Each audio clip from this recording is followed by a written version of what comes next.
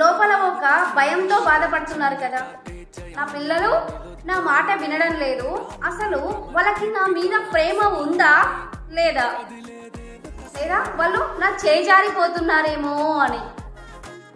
నమస్తే అండి, నేను మీ Sharada teens and parenting coach, access practitioner. మీకు ఇలాంటి భయం కలగడం చాలా మామూలు విషయం అండి.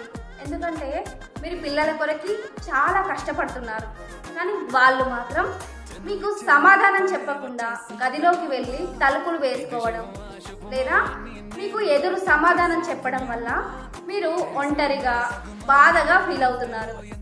కానీ ఇలాంటి భయం ఎందుకు వేస్తుందో మీకు తెలుసా?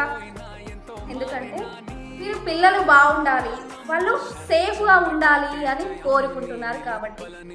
అయితే ఈ భయం వెనుక పెద్ద ప్రేమ దాగి ఉంది అని మీకు తెలుసా? అయితే మీరు ఎలాంటి తప్పు చేయడం లేదు, అంతా సర్దుకుంటుంది, మీకు తోడుగా నేనున్నాను.